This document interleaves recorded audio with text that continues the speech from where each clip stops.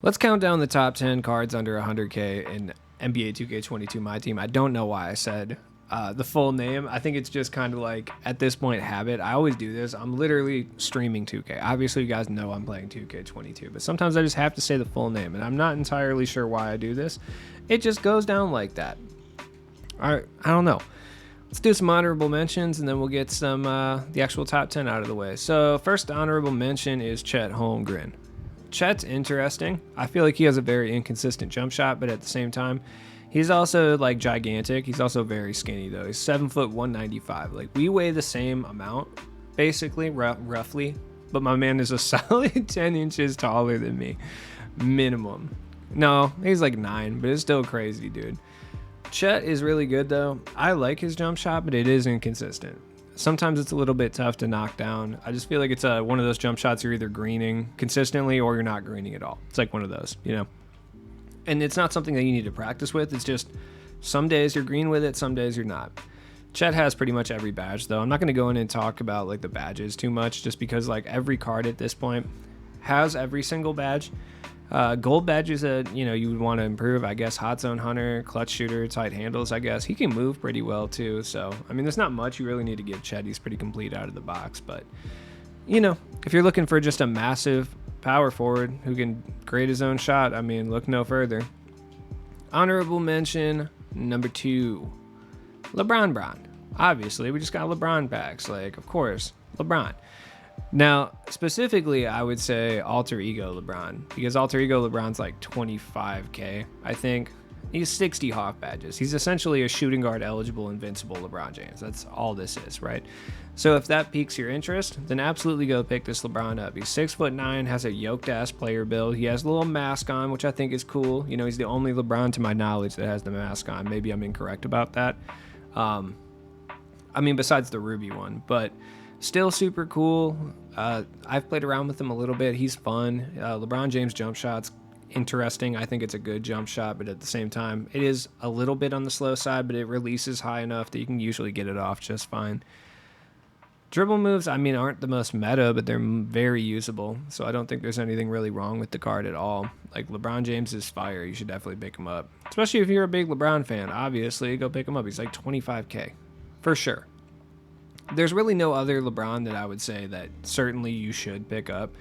It would be that one. I mean, you could pick up the NBA 75 one too, but it's just better regardless to pick up the one that's shooting guard eligible because, I mean, worst case scenario, you're playing him at small forward. So they're the same price. Honorable mention number 3, Yao Ming. Now, specifically Signature Series, Yao Ming would be the one that I would put here. I mean, you're going to run into that card near constantly playing clutch time for a reason. You could get away with running the glitch one too if you want, but this would be the one that I would say. I mean, 7'6". He looks so doofy in his picture, dude. I swear to God. Like, he really does. He looks like the teenagers who play paintball in one of the latest South Park episodes. Not kidding. Like, that's real. Either way, I mean, he's good. He seems to not want to rebound the ball, though, which is kind of a problem. Some games, you're just going to catch him not rebounding at all. But the jump shot's fine. He does have Hoff Limitless. He's not going to be dribbling. He's just going to be sitting there, being 7'6", grabbing rebounds when he feels like it, and shooting open jump shots. You can bang in the post with him. I mean, he's Yao Ming, dude. You know what's going on with Yao Ming at this point.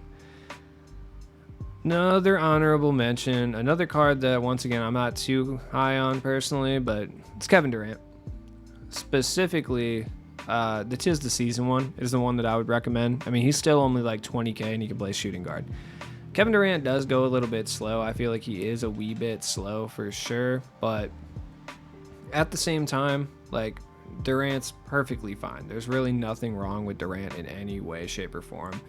6'9", his release is really good. He can move really well. He can hit fadeaway jump shots at a high clip. Like, I don't think there's really anything you can necessarily say that's negative about this Kevin Durant, except that he seems to be a little bit slow on his feet at times, and that's just due to the fact that he's 6'10" or whatever. They say he's 6'9", but he looks a little bit bigger than that. Look, people like Durant. If you like Durant, just pick this card up. This card's really good. You can find some badged up versions. You can find some ones with like unlimited contracts and shoes and stuff for really, really cheap. So you should definitely go do that. And I mean, at worst, you buy a stock one for 25K or under, and he's just going to hold it down for you so hard. like no question. Final honorable mention under 100K would be Bol, I would say. Bol is still really good. He's a little bit more expensive. He's actually one of the more expensive cards on this list, to be honest, but I don't really need to talk too much about Bol. You can find badged up versions for 55K, which I think is still a good price. I wish you could play a small forward. Once we get one that can play small forward, Bol is going to be ridiculous. A 7'2" small forward is going to break the fucking game at this point. Bol specifically. Now, number 10 is going to be Giannis. Specifically, NBA 75 Giannis is the one I'm going to be highlighting here. Now, he's a little bit more expensive, around 40K, but at the same time, Giannis release, elite. I personally think Giannis release is absolutely elite this year. You may not agree with me. I really think you should give it another try, though, because I think is it quite as good as like Set Shot 25 and Base 3? No, but I really do think that this release is top tier, like top 15 for sure. Giannis base is nice. It's good off the dribble. It's good off the catch and shoot. Giannis is obviously Giannis. He can play the small forward. 55 Hoffs. He does need a couple of badge additions. Like, let me see what this guy's giving him. He needs Chef and Deadeye. That's basically it. Even just putting those two badges gold will propel this card into the stratosphere. I mean, this is my starting small forward for a reason, dude. He's fucking ridiculous. Like, he's huge. Obviously, you should pick him up. Number 9, another next card, Dyson Daniels. I mean, the XM base is super, super clean on him. You can find badged up versions. Like, this one has 55 Hoff badges, a shoe, and a contract for 55K. Nice. That's really good. I mean, that's basically like cards that are coming out now type beat. Perfectly fine. This one's got the Aqua socks on. That's pretty tight. Dyson Daniels, 6'8", huge. If you can find one badged up where he has some of the shooting badges attached to him that he's missing already, you're in for a treat, because this is like a top tier point guard on current gen specifically. On next gen, he's good, but a lot of the time I think he's better on current gen than he is on next. Next, he'll hold it down, but he's just not quite as good. But Dyson Daniels is ridiculous. Like, you don't really run into this card too much anymore, which I find interesting, but I think the majority of the reason for that is the people who were lording Dyson Daniels before are the same people who are just running end games at this point. So that's probably why you don't run into him. But for the price, he moves. He's great. Number 8, I only put this card so low because I'm just tired of talking about it, dude. MT and Galactic Taco.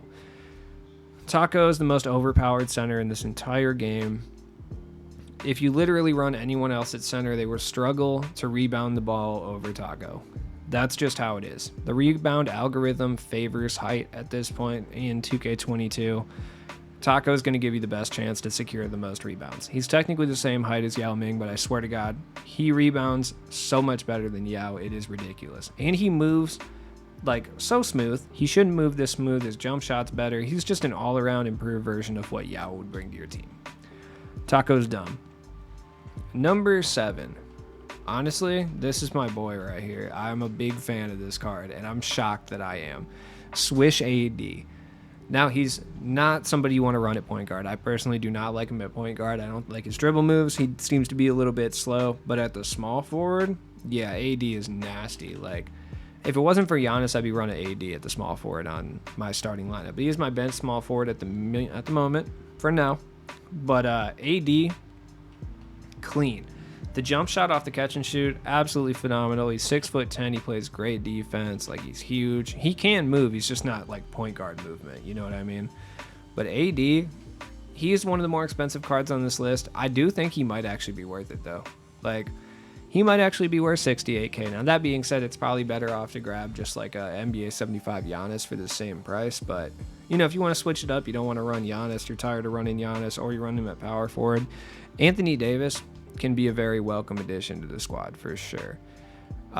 Number 6, more of a next gen guy for sure. It's not like he's bad on current gen or anything, but T-Mac.